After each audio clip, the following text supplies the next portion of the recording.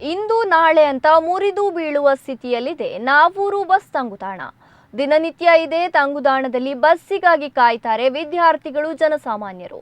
ಅಪಾಯದ ಅರಿವಿದ್ರೂ ಕೂಡ ಜಾಣ ಕುರುಡರಾದ ಅಧಿಕಾರಿಗಳ ವಿರುದ್ಧ ಜನಾಕ್ರೋಶ. ಈ ಬಗೆಗಿನ ಒಂದು ವರದಿ ಇಲ್ಲಿದೆ.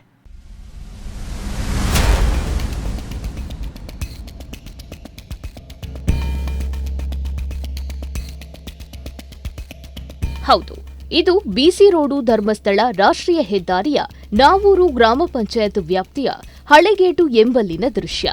ಸಾರ್ವಜನಿಕರ ಅನುಕೂಲಕ್ಕಾಗಿ ನಿರ್ಮಿಸಲಾಗಿದ್ದ ಈ ಬಸ್ ತಂಗುದಾಣಕ್ಕೆ ಕಳೆದ 6 ತಿಂಗಳ ಹಿಂದೆ ಅಪರಿಚಿತ ವಾಹನವೊಂದು ಡಿಕ್ಕಿ ಹೊಡೆದಿತ್ತು. ಪರಿಣಾಮ ಬಸ್ ನಿಲ್ದಾಣದ ಪಿಲ್ಲರ್ಗಳು ಮುರಿದಿದ್ದು ಇಡೀ ತಂಗುದಾಣವೇ ವಾಲಿಕೊಂಡು ನಿಂತಿದೆ. ಯಾವ ಕ್ಷಣದಲ್ಲಾದರೂ ಇದು ಧರೆಗುರುಳುವ ಅಪಾಯ ಎದುರಾಗಿದೆ.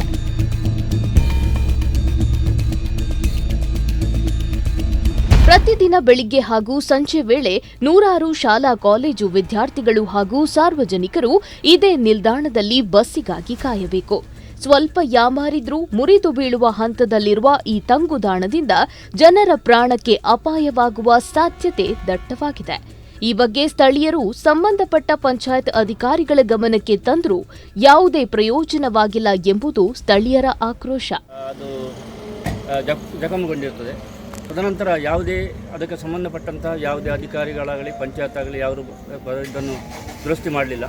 ಈಗ ಇಲ್ಲಿ ಬೆಳಿಗ್ಗೆ ಒಂದು ಸದನ 30 ಮಕ್ಕಳು ಶಾಲೆಗೆ ಹೋಗುವವರು ಬಸ್ ಸ್ಟ್ಯಾಂಡಲ್ಲಿ ಕುಳಿತುಕೊಳ್ತಾರೆ. ಈಗ ಮಕ್ಕಳನ್ನಲ್ಲಿ ಕುಳಿತುಕೊಳ್ಳಲಿಕ್ಕೆ ನಮಗೆ ತುಂಬ ಭಯ ಆಗ್ತಾಯಿದೆ, ನೋಡುವವರಿಗೆ ಭಯ ಆಗ್ತಾಯಿದೆ. ಆದ ಕಾರಣ ಸಂಬಂಧಪಟ್ಟಂಥ ಅಧಿಕಾರಿಗಳಾಗಲಿ ಪಂಚಾಯತ್ ಆಗಲಿ ಅಥವಾ ರಾಜಕೀಯ ವ್ಯಕ್ತಿಗಳು ಇದನ್ನು ಗಮನಿಸಿ ಅತಿ ಶೀಘ್ರದಲ್ಲಿ ಇದನ್ನು ದುರಸ್ತಿ ಮಾಡಿಕೊಡಬೇಕಾಗಿ ಉಗುಳವರ ಪರವಾಗಿ ಹಾಗೂ ವಿದ್ಯಾರ್ಥಿಗಳ ಪರವಾಗಿ ನಾವು ಸ್ಥಳೀಯರು ಈ ಸಂದರ್ಭದಲ್ಲಿ ನಿಮ್ಮನ್ನು ಕೇಳಿಕೊಳ್ತಾ ಇದ್ದೇವೆ.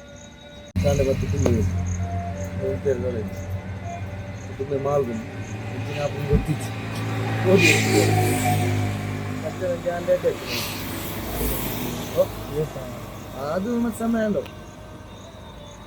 ಬನ್ಕುಳದಿರಲಿಕ್ಕೆ ಅಂತಿದ್ದು ಬೋತಿ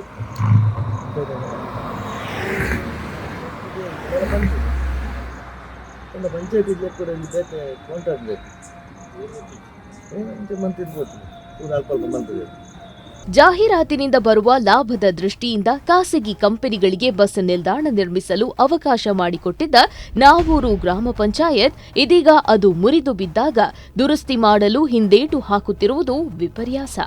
ಇನ್ನಾದರೂ ಅಧಿಕಾರಿಗಳು ಎಚ್ಚೆತ್ತು ಅಪಾಯವಾಗುವ ಮುನ್ನವೇ ಈ ತಂಗುದಾಣವನ್ನ ತೆರವುಗೊಳಿಸಿ ಹೊಸ ನಿಲ್ದಾಣ ನಿರ್ಮಿಸಬೇಕಿದೆ. ಕಿಶೋರ್ ಬಂಟ್ವಾಳ, ದಾಜಿವಳ್ ನ್ಯೂಸ್.